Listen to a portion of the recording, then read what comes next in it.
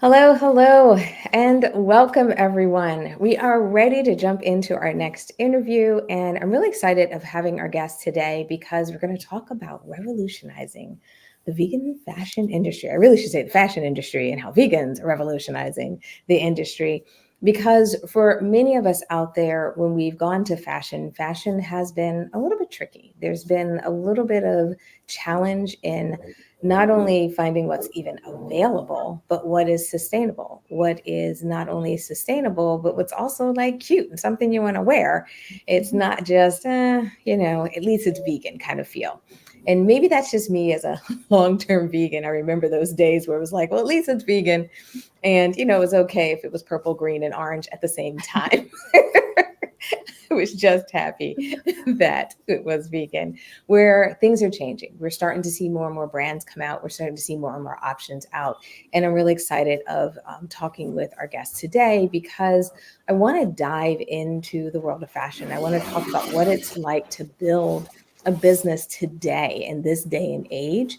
And also, I think one of the unique things about what our guest is doing is our guest is doing it through travel, through not being kind of fixed in one location and feeling like, being tied down. The idea is that you can have a business, you can run a business, you can be an entrepreneur, and you can find the best places in the world to live in. You can travel, you can really try to find that balance in life. And I think for many of us as entrepreneurs, we're hoping for that balance piece too. So it'd be great to hear our guests' recommendation and ideas on that as well. So Desiree, thank you so much for joining us today. Yeah, thank you so much, Stephanie, for having me. I'm excited to talk all the things and share my story, and hopefully it's, informative or inspiring for anybody watching and listening. As you can see, in North America, I'm in Bali right now, so it's actually 1 a.m. and it's a little bit dark and the lighting's off, but I'm really thrilled to be here. Oh, you have that beautiful light like going over your shoulder, so you're getting that nice glow. Perfect. But I am so grateful that you decided to do this with us for live because we always love to do these. And I'm also excited to kind of talk about your business. But maybe before we get into the business, before we get into all the nuts and bolts of what you are today, let's back things up. Let's talk about the beginning. What inspired you to be an entrepreneur? What inspired you to even go into the fashion industry? Because it can be a very difficult industry to jump into. Give me some of that. Let's give our audience a little bit of that background, and then we'll work our way up to where you are today. Yeah, sure. I love that question. I actually started as an entrepreneur in 2008, which ironically and, meaningfully, it was the same year that I actually stopped eating meat and wearing leather and essentially going vegan. And you touched on the travel aspect. And when you were talking about that, I think like for most entrepreneurs, at least speaking for myself, I know that my number one value is freedom. And so I just felt the biggest reason why I started to be an entrepreneur in 2008 was because I really wanted to have the freedom of being in control of my own life, the hours that I work, the outcome of the hours that I work. And I had been built like climbing the corporate ladder. I have a degree in commerce and international business, and I was kind of like taking, the typical normal path as you do in corporate life. And I just realized that it wasn't for me. And I started my own business at that time and ran insurance and financial firm for 10 years with my best friend, who's also vegan, which has been great. And we sold that business in 2018 because we realized that like our biggest mission in life is not just to have an insurance business for 60 years. And that was it. And then I think as an entrepreneur or anybody that kind of like can identify with that word, we're problem solvers, I guess, in a sense. And so for me, I always living a vegan lifestyle, always encountered this pain point of finding designer shoes not made of leather or suede. And then as the climate movement, started really weighing on me, obviously the alternative and what vegan fashion basically is like petroleum synthetic based material, plastic. And so I obviously am not, animal products is not a choice. I'm not going to wear leather suede, but then alternatively, I didn't feel good about just wearing plastic products. And so that kind of pain point for myself personally for 8 years of of following a vegan lifestyle at the time around 2016, which is when I came up with this kind of idea that if nobody is creating designer footwear not made of animal products and not made of synthetic material, then I guess I have to do it myself. And then the same thing happened at that time, was that I had this vision, because what I realized when I'd go out for dinner and encounter places where I wanted people to know what my values are, when you go for dinner and they read the server reads the specials, and you want to stop them right away because most of the time the specials include meat or dairy. And I would go to the restaurant and just wish that I didn't want to wear like activism t-shirts, but I wish I had a brand that I could wear where someone could identify me as like vegan or my values and just not read those specials off the menu. And so, yeah, I realized that there's no global brand that represents veganism, to the likes of Nike or Lululemon, the way they represent like fitness or health and wellness and stuff like that. And so, yeah, that's how I had this, like the icon of my brand, Voes Company, just was in my brain. And then that combined with the need for designer footwear, and luckily the time that we're at in life, there was a lot of innovation. There's been a lot of innovation since I first had the idea with regards to plant leathers and next generation material. And so that kind of led to helping me solve my problem that I was trying to solve for myself. And over time that I've had my brand in this company, I've obviously met countless number of women that can relate and just are really great fans of the company and the brand. So that's been really helpful. And yeah. Now, I have to ask, how did you come up with the name Voes Company? Well, you're going to make me share my secret. But oh, okay. We can keep it in the box. No, because it'll be a gift for all your listeners and anybody watching. But it sounds so much sexier than it is. But it's obviously the V for vegan, and then OES is shoes. So it's just vegan shoes. Nice. Yeah. I was wondering if it was a play off of that, but I wasn't sure. So I was like, let me just double check and ask. But I love it. I love when things are kind of that play off of it. Plus, I love maybe it's just the marketing in me. I think it has a really good sound. Like, when you hear it, like Voes, it sounds like all of us, together. It just has a really nice flow off the tongue. So I think, your goal of being a global brand, I definitely think you got the name for it for sure. Thank you. Yeah, it's actually a friend of mine that was like, when I was telling them about the idea I had, and they were like, you could name it Voes. And I was like, oh yeah, that's the name. Like that, like they kind of pulled it out for me. And so it was, I think it's just perfect. And then when I was doing research on what it like could symbolize, or even acronyms as well. So we have like the E and the S for ethical and sustainable. And then, I think in Portuguese, it does have some sort of connotation around flying. And I have this motto in life, came to fly. And so, it's just all kind of like, I think it was just meant to be. I think it's perfect. So thank you for the positive feedback.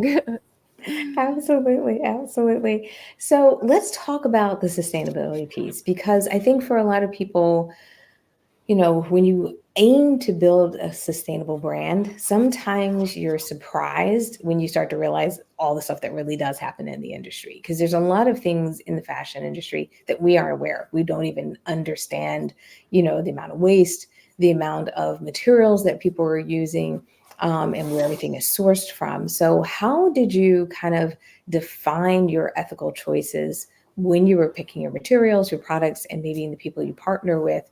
And how did you make sure that, you kind of kept that sustainable eye on things, knowing that, you're going into an industry that isn't known for being sustainable, eco-conscious, and really, industry that sometimes is seen as contributing to some of the challenges we have today? Oh, absolutely. That's why I feel so driven and motivated to do the work that I do, because the industry really needs a shakeup. And I think first and foremost, talking about the word sustainability, there's kind of like a lot of weight and pressure that comes with that. And so I'll be the first one to say that there is no perfect sustainable option. And I think that we need like a new word or a new definition around sustainability, because I think most of us, when we say sustainable, what we think we mean is, causing no harm to the planet. But living and breathing and walking the earth causes harm to the planet. And so and especially unless we want to the most sustainable thing we can do is not purchase anything, not consume anything, maybe wear organic cotton and canvas shoes, and not really partake in the fun aspects of life, like fashion and lifestyle and things like that. And so I definitely don't want to pretend or be on a soapbox that like we have the perfect solution. I think, I know that my North Star is, causing no harm to the planet.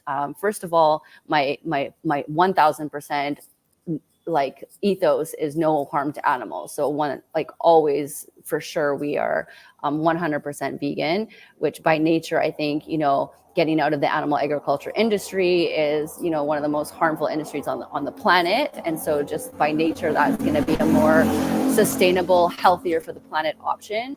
In terms of choosing our partner, right now we are working with a fully vegan manufacturer in Brazil, actually. And so that's another part of the component, a component of the puzzle that was really important to me, because I didn't just want to be like one subset, in a manufacturing facility that is dealing with animal products and doesn't have a sustainability focus, whereas our partner is very much on the forefront of the sustainability movement and footprint. And so, and then with the materials, they're called next generation materials because we are trying to move away from plastic. So that was the other, the big intention was, of course, it's vegan by default, but the real intention of my brand is to reduce plastic and waste and petroleum products in the fashion industry, or even just in the vegan fashion industry.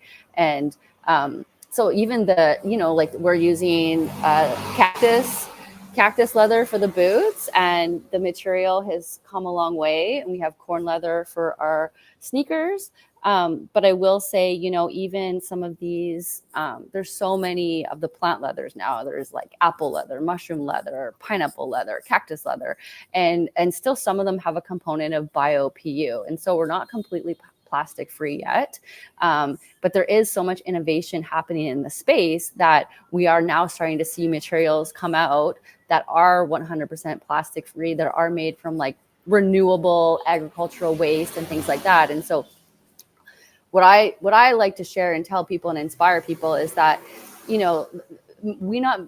we may not have the perfect solution right now, but when you do invest in brands and products that are as far along on the path as possible, then you are a part of helping us pioneer the way, because the innovation can't happen. We're always just hopefully, when you're, good people trying to really stay true to the mission, we continue to push the foreground of what we're able to do. And so, the more products we sell, the more money we have, the more we can invest in materials, and the more we can get to where we want to be. And ultimately, my goal would definitely be to, once you're done with a pair of Voes sneakers, you either plant them in the backyard, or we're able to take them back and upcycle them into a new pair of shoes, or really, trying to be full circle and reduce the amount of waste. And the other thing, just to close up this question, a huge problem with the fashion industry is what you touched on, is the waste, and not just waste within production, which there is, and that is something that we are very conscious of and trying to minimize, but it's also just the overconsumption and overproduction. And so something that we are doing and will be very mindful and intentional about is small batch production. So, it's not quite made to order, but it's close enough. And it is a great time to be in business, because we don't have huge minimum order quantities. We can actually produce 100 pairs of shoes, 200 pairs of shoes, 500 pairs of shoes at a time, and not have these excessive volumes that are just going to end up in a landfill somewhere, or, cause an impact in a negative way on the planet in that regard. Yeah, I love that you can able to do those small batches, because I don't think people realize how much has to be produced traditionally in these markets. And I think a lot of that has changed, not only because the demand has changed, not only because consumers have gotten smarter, but I also think a lot of things have kind of changed post-pandemic. A lot of businesses and manufacturers are working more with small brands, working with small businesses. Have you seen that shift? Would you agree with that, or do you think it's a little different? Yeah, I mean, my experience, I've never worked in the fashion industry before. As I mentioned, I started this company to solve my own problem. So I came in very green. But what I have learned over the past 5 years, especially through the pandemic and post-pandemic, is that the buying in the retail game has completely shifted, because what happened in 2020 was that, all of these brands and all these companies ended up with so much inventory and so much waste. And so they're before, buyers were buying a year out or 6 months out or pre-season, and now that's not happening anymore. And that's also put an incentive on these smaller batch productions, because waste became such a big issue. And then on the other way the pendulum swung after, as we know, through COVID too, is that supply was extremely difficult. Supply chain became very lengthy and very long. And so the buying cycle, especially in the retail industry, has completely changed and shifted, which is like a very big positive for smaller independent brands, where, like, to start off, we don't have massive amounts of inventory and we can't fulfill excessively large orders. And so it's nice to kind of see that shift. Yeah, I definitely love seeing this shift that's happening, especially towards small businesses. I mean, that's really something I think is so important, because I think more innovation comes from that. I think, even on what you've been talking about shifting from products and getting better and better in products and removing plastics, all of that can happen, when, we're not overproducing and creating all this stockpile. And it's like, well, I got to sell through this stockpile before I can innovate again. Well, And I think exactly. that's really tricky. Yeah, and I think that like, consumers have a lot of power, and there's a big shift in consumerism, where people are understanding the impact that they can make by supporting smaller independent brands, because we really are the heartbeat of change. We're not going through huge bureaucratic levels within organizations to create change. Being small, being, like, on the front lines, we can adapt to really what the world needs and what consumers want. And so, yeah, I think one of the best things that people can do if they want to be more sustainable focused is really be mindful of who they're buying from and where their clothing, apparel, footwear is coming from. And the more they can support independent brand, the better, the more we'll drive innovation, the more impact that we can have. Because, and again, usually independent brands are very mission driven. You know what I mean? Like, I didn't do this to try to make $1 million. I did this because, like I said, like, I care about animals, and there's a crisis happening in the planet. And I just felt this, like, massive calling to be a part of positive change. Yeah, no, I definitely get that from your brand and everything that you stand for. I think one other question I have for you is, being in business for 5 years, seeing the shifts, not only in retail, seeing the shifts in products and everything. I think one perspective our listeners are always looking for is, what have you seen, even the shifts in you, the shifts in, the way you run your business, or maybe even something that when you first started, you had A, B, and C expectation, and then over time, you realize that, maybe it was a little bit different. That's one thing we always love to talk about, like the pivots, the changes that we see either in ourselves or in how we run our business over time. Any stories or anything you'd love to share with us? Yeah, I would love to share. I mean, this is also a bit of, like, insider personal information, but I think that it's relevant, and I'm happy to share, because I think, people can get this, like, glorified, glossy image of success, or what it looks like to run a company. And until you're an entrepreneur and you see that meme where it's like, you think it's like straight line from A to B, and it's like up and down and backwards and all around. And so we started building the brand basically with one supplier, like with Cactus Leather. And I'm like, I've got cactus around me, like, I am all in on cactus. But the quality of the cactus leather we were using from one production to the next within 2 years completely changed. And actually last year we were having quality issues that were coming to my attention from customers, thankfully. And so I always say, like, if anybody has Voes shoes and you're having any sort of issues, please let us know, because we can't address or fix an issue unless we know about it.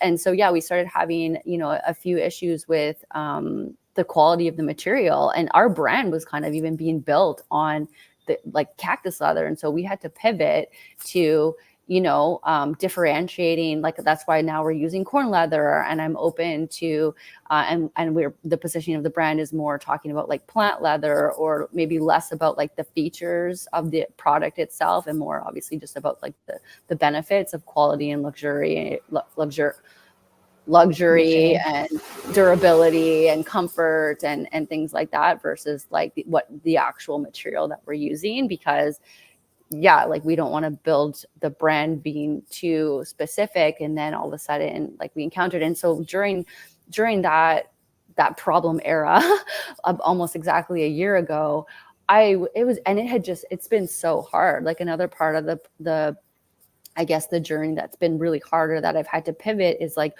really like letting go of a lot of my expectations. Because for me, I was like, oh my God, like I was so excited. I love the product. I feel like there's such a need in the world. Everyone's going to love it. We're building e-commerce, like everyone's shopping online. This is just going to go off like wildfire. And it has been like pushing a 10-ton truck up a hill, and then the wheels are falling off. And then, like I said, the material is not working, even though it worked perfectly the year before. And so last year, like the culmination of all of these things, I was just beating my head against the wall, literally asking people around me, like, am I going crazy? Like, I feel like I'm going crazy. And it's like one of those like come to Jesus moments. Like I'm literally like on my ground, like why? Like I don't have to do this. Like why am I even doing this? Why am I putting myself through this stress? And I mean, I'm grateful for that time, because it really made me reconnect with my why. And for me, it's like it's not an option for me not to do this. And so so yeah, we pivoted with the material, and just now really want to incorporate different materials and always be nimble enough to be able to change and innovate with what we're doing and what we're working with. And then the other thing was just kind of like releasing the expectations and the pressure that I had put on the business to reach certain milestones and to be at certain points at a certain time. And because this is such a meaningful, mission-driven, values-driven business, if I'm lucky enough, like I hope to be able to do this for maybe the rest of my life, like maybe at least another 20 years or 30 years. And so I don't have to be in a rush. You know what I mean? Like I don't have to be at this level and be national and be in like these big stores, or reaching huge sales targets in the first couple of years. Like I can, and again, that's like probably a part two of like, the financial component, because obviously, I need to like sustain my life but now as an entrepreneur, I find different ways to generate income and revenue so that all of my livelihood is not dependent on just like one source of income and one brand, because I feel like that also kills like the passion and the joy when it goes from like your passion project that you're doing on the side and it's fun to like your main livelihood and your main source of income and like your main focus on in life. There is this like transition that happens that can really kill and steal the joy of why you're doing what you're doing and what got you started in the first place. So that's been really important to me, to maintain the fun of it and like make sure that I don't steal the joy from this, because it truly is like one of the loves of my life, and I don't want that to go away. Yeah, I think that is something that we all as entrepreneurs struggle with, is how do we keep that balance? How does it not turn into kind of like the monster under the bed? Because it's kind of like it feels like it's always there and it's always a problem, and this isn't doing this, and how can it meet these expectations and these requirements, and helping people kind of figure out what their business can yield by when can it replace income. And then also a lot of what you're doing, where you're finding that balance through finding the ideal place to live. I think for a lot of people, they struggle with that, so therefore they don't maybe have the beach close by, they don't have the outlets close by, they don't have maybe the food options close by that can also complement those tough days as entrepreneurs. Oh yeah, precisely. I mean, that was a huge reason why my partner and I gave up our place in Vancouver, because to be honest, Vancouver was just becoming incredibly expensive as a place to live, with our fixed monthly expenses of having a vehicle and having a condo and like having all these things. And I was just like, I'm not even enjoying where I live. And so to have the freedom of not having a mortgage, not having, a huge rent bill, because now being in Bali, we've cut our living expenses dramatically. And obviously, yeah, being able to be in warm weather and have sunshine every day was a big factor too. But really, we were chasing a more affordable place to live. And I know you were curious about, how I've set up my lifestyle. And I'm also grateful that just being in 2024, like I said, like we have a private label manufacturer. We are sourcing the material from a supplier. I have a third party logistics, a 3PL that warehouses and picks and packs my orders. So I don't have to take on a full manufacturing facility. I don't have to take on a full warehousing facility. Obviously, Shopify is a great platform to have an e-commerce site, which I was able to build myself, and that's quite a feat to be able to say that I built my own website, because I'm not techie at all. But it just goes to show how easy these platforms are to work with now, and the fact that my goal always was to build a truly global brand. And so that's enabled me to have this freedom of working with suppliers and manufacturers all over the world, and having the 3PL, which will automatically, ship the orders for me. I don't have to, it's like while I sleep, which is nice. But yeah, I mean, literally the entrepreneurship journey is not for the faint of heart. And that's another thing I think people, for me, what I read The 7 Habits of Highly Effective People. And from reading that book about 15 years ago, the number one thing I took out of that book was that I did my own personal mission statement, and I identified my own personal values. And that was kind of also a catalyst and an instigator for me to realize I am an entrepreneur and I do want that freedom. But there's other people that might really value stability and security, or, being an employee. Some people thrive being an employee. And so I think it's just important to note that it's it can be very glamorized, this lifestyle, and it's not for everybody. And that's okay. And it's, I think it's just really having the onus on each and every one of us to know who we are and what we really want out of our lives is the most important thing, and not the flashy things we see on Instagram or social media and think, oh, that person's doing that. That looks so cool. I want to do that. But it's do you really? Really knowing do you what your want to values do that? are. Yeah. Do you want to really wake up like that? Do you want what it costs to live like that? Yeah. You up at 1 a.m. to do a podcast. You know what I mean? I'll do it because it's my brand. Of course, I'll take any opportunity I can. But, it's some people really value turning off the clock at 5 p.m. and that's it. I'm going to go be with my kids or be with my partner or do my fitness or whatever. There's definitely a lot of attractive features to being able to clock out. Absolutely. And I think that's the case with kind of running a business, starting a business, is like you said, understanding what your values are personally, and then understanding what the business and brand's values are. And then seeing where that synergies exist, because, there you are still an individual person. You do not just become your business and you become your business brand. You will still have needs. You will still have things that you want to fulfill in life. And I think making sure people take the time to do that, I think was great advice from you, because I think people forget that step. They kind of leave themselves in the shadows of their business, and, hanging out in the shadows too long can get a little bit difficult, of a place to kind of maintain yourself. Like you said, you want to build a brand, you want to be able to do this brand for 20 years. It can be hard living in the shadows for 5, 10, 15, and especially 20 years. So I think that was really great advice. So one thing I want to do before we wrap up today's interview, I want to make sure people can get in touch with you.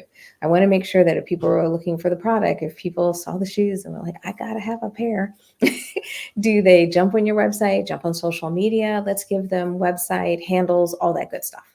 Yeah, thank you so much. So I don't know if we truly covered it, but yeah, we're doing obviously designer luxury footwear made from plant-based materials that are both ethically made by hand in small batches and sustainably made. And so Voes is the name of the company, VOES, voesandcompany.com is where you can find us. You can shop and see our collection online. For anybody that's in Los Angeles, we are in the Wolf and Badger store on Melrose Avenue in West Hollywood. Hollywood. So if you are keen to go and try on a pair, see how they feel. The one thing I will mention, to toot my own horn, is that the number one piece of feedback that we get is that the boots truly do feel like slippers. So there is a bit of a heel, but they are extremely, extremely comfortable, and there's pretty much no break-in period. They come in black as well. And they're like literally ready to go off the shelf. You're not going to experience blisters. I wore my white sneakers traveling through airports and doing 20K steps a day. So yeah, happy to connect. If anybody has questions, we just had a customer last night ask, they gave us their measurement of their foot and said, what size do you recommend? And so, and we're all about customer service too. So I love to hear from people. If you have questions, if you're unsure, just please reach out. And our Instagram is the same, at Voes_and_co. And yeah, we love to chat, and really, really trying to build up this community of like-minded people that care about animals and care about the planet and want to do better.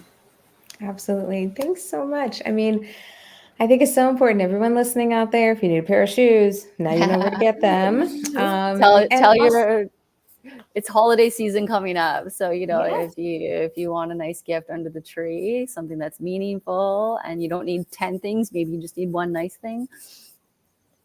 Yeah, this is a great gift to give to people. And even kind of it goes full circle to what you said, that, sometimes you want to spread and share your activism, but without, wearing a shirt. One way to do that is to gift these items to people. You know what I mean? So when people love them, want them, it creates that kind of cycle, and it also creates the curiosity around the material and discussion and so forth. So I think it's also just a great way to, introduce friends and family, and, to bring more and more people into not only the awareness of veganism, but the awareness of the fashion industry, and also how, fashion is really being trailblazer, and even yourself being a trailblazer and bringing these new products to market and making sure that we have them available so we can look cute on a Saturday, Friday, or every night. Absolutely. We want to look cute. And I feel like fashion is now on the heels of the food industry. And I always say, like, leather is the new meat, and there's like, the last thing we really need right now as a vegan is like another alternative meat. Like, we've come so far in like the food space. And so now it's just about, and the food space, like, we've come so far because just because we're vegan doesn't mean we don't want to eat delicious, tasty food.